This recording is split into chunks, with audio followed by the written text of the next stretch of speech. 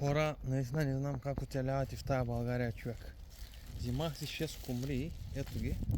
6 скумрии, 32 евро. Замразени, сурови.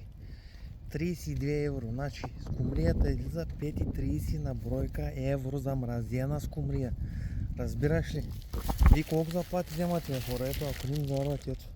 Ето ги скумриите. Ето. Кило 342. Ето го етикета.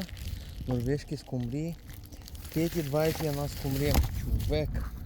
Това е супер много пари, бе, човек. Вие трябва да вземате поне 1500-2000 евро заплата. Направо не знам.